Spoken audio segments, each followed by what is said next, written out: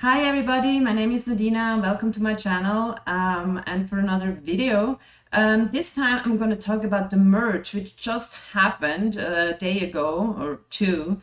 And yeah, everything went smoothly and everybody was happy that there were no downtimes whatsoever, and they seem to have it really under control how to do that.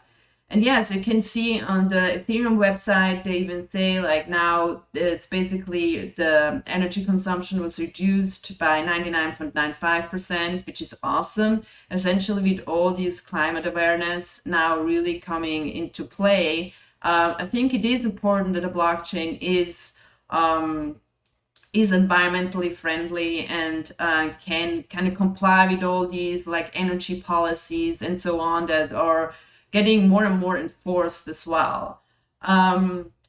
So yeah, but like besides this like really smooth transition, also some people pointed out like that there is a little bit of an issue with very large validation pools. And as you can see in this tweet, like Martin Kappelman says, like top 7 entities controlling more than 2/3 of the stake is pretty disappointing to see.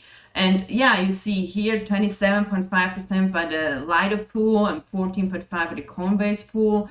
So they have such a large chunk, so they could be really subject to like censorship enforced by the governments because they're huge companies. But there are also opinions going opinions divert about that subject. Some say like a large company is more able to basically push back on those regulations rather than individual validators. But yeah, even though individual validators are part of the pool, just basically provide the staked Ethereum, they don't have like really control over what those large pools do with their Ethereum. And so there could be fraud. I personally believe that they probably have quite a lot to lose anyways. So they might not like do anything fraudulent here. But yeah, time will tell if that's going to be an issue in the future. I think it is over time, Ethereum will be more adopted. And so you have these more and more decentralized validation landscape, which will reduce those large holders. There will be competition from other large staking pools that try really to kind of grab the validators from these large contributors. And so I do think that the problem might be alleviated in the future a little bit. But if you look actually look here with a follow-up tweet, he actually points out like Bitcoin is not better. Like you have these super like large miners that do have a huge, like only 4 entities come to 72% of all miners. So that's also a huge issue there. But even here, I would also say in general, like crypto is like very in the beginning, and the more adoption you have, the more decentralized it will be, and the more other more competition will be there and kind of basically counteract this problem here right now. So yeah, besides that, users don't really feel much of a difference here, moving from proof of work to proof of stake, because yeah, energy consumption is down, but transaction fees and speed are both like still the same. So for the user, there doesn't seem to be much of a difference, but there is actually something that people should be aware, and I think it's a good direction where it goes. So there is the problem of Meths, which is essentially attacks on the blockchain, which are called minor extractable value. And as you can see here, as it on this website, zerometh.org, it's explained that individual miners and validators have full control over which transactions go in their block and where in Ethereum. This permits all kinds of front-running and censorship attacks that are harmful and costly to users and illegal in regulated markets. So the problem is that the miner and validator, they can or so far, they were able to reorder transactions within a block. So they basically won a block and they can reorder transactions within it and take advantage of that. So the front running essentially is when you have a transaction on a decentralized exchange and, for example, a buy, and then the miner can insert a transaction which is before that transaction on the DEX. So basically they can buy the token or coin like before the other transaction, which is at a lower price, because on the decentralized exchange you have these automated market makers, which is really dependent on just buys and sells. So every buy will increase the price. So what they can do, insert a transaction before the trade, and then sell it after and take the profit from that trade. But obviously the user that did the trade, they will buy the token at a higher price and have a loss that way. And censorship is actually a similar thing, but then basically you're just delaying a transaction to take advantage of that. So this is a huge problem on the proof of work blockchain. And it seems like that the Ethereum blockchain, when they moved from proof of work to proof of stake, they actually considered that problem and tried to implement features that prevent or decreased the opportunities of front running and censorship. So here you see a tweet which actually shows a nice example. So yeah, here you can see a graphic which shows that sandwich losses, which is this buying before and after a trade by inserting transaction, is from 34% of all Meths down to 3.6 after the merge, which is really great.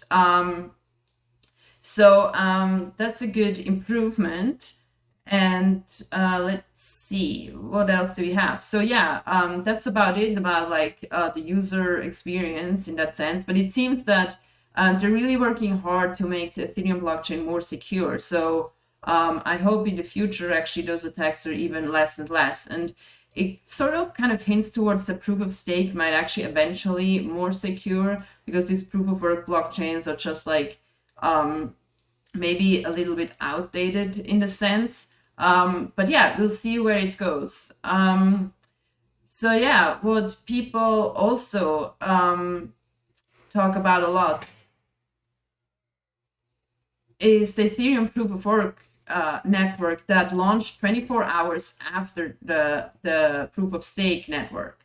And it didn't seem to go really well, as this article says here. Like, they had complaints on the day one because they had problems with users connecting to their wallets. And apparently it was related to the blockchain ID, which identifies like which blockchain you are connected to. But somehow this was not properly set up, and lots of users weren't able to connect. So not a very good start for the proof of work blockchain on Ethereum. Also, as they mentioned further down here, like the tokens traded over $42 on Thursday before the merge and fell as much as 78% to as low as $8.20 in the early Friday. So it's pretty disappointing. But yeah, we'll see where that goes. I've read also a lot about miners just moving and stopping, moving away from Ethereum, trying to find new ways of mining, or like stop mining altogether. So it doesn't seem too much confidence in the Ethereum proof of work blockchain, but like future will tell if that's really the case. So yeah, what's also talked about a little bit in the news right now is that the merge, about the merge and how that makes crypto more a security or less. You've always hear about the SEC debating about whether crypto is actually a security or not, and they mostly then come to the conclusion that, or they don't have a conclusion, they're very vague about it, whether it's a security or not, or how you even categorize it. And it just leaves like people that actually run a crypto business super in the dark. And yeah, there is actually a huge debate about like, are they really does moving from proof of work like to proof of stake now actually change anything how it's categorized? And yeah, here you have Jake Chervinsky, who is really big on a defender of that's not crypto is not a security.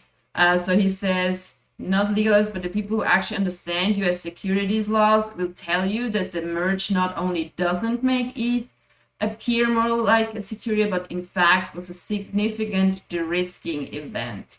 So he is stating here that proof of stake actually makes it less of a security. And I think what he's referring to is to the decentralization.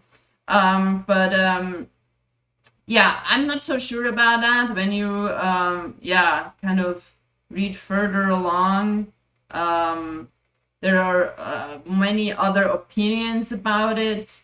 And as we know, it's very unclear, and probably SEC does it on purpose because that gives them a lot of freedom what to categorize as security or not, and kind of gauge where they can like extract most of the money. That will be interesting to also observe in the future. So yeah, and then also these reports about adoption of digital currency in the U.S. also came up from the White House. And this other report here, which is from the Department of Commerce, where they actually talk about, it's a report about like about crypto and basically tossing around the idea of having digital US dollar. Not everyone is very happy about these reports. Many say it's very tailored and talks about a lot about the risks and the fraud and the crime on crypto, instead of also looking at the opportunities that those digital currencies could provide. And as you see here, the Blockchain Association, for example, gave a statement here. Today's report and summaries from the Biden executive order on digital assets are a missed opportunity to cement U.S. crypto leadership. While intended to be part of a broader government and stakeholder effort to bring better regulation to crypto assets, these reports focus on risks, not opportunities, and with substantive recommendations on how the United States can promote its bargaining crypto industry, including job creation, improvements to the financial system, and expanded access for all Americans. They also say crypto is here for good. We will continue to work with the administration and Congress to advance constructive policies that will encourage innovation and ensure that all Americans can enjoy the full benefits of crypto networks. So yeah, that doesn't seem like very promising, and my opinion has been that the US government is kind of stabbing itself in the back, because in the future, like, crypto will be here, Web3 will be here. So why not having like a positive outlook on it and trying to further it rather than kind of fighting it? But I mean, we can't do anything about it. We just have to watch how it's going to play out in the future. So yeah, that's it for today, and I hope you enjoyed my video. If so, give me a like and subscribe to my channel, and I hope to see you soon again. Bye.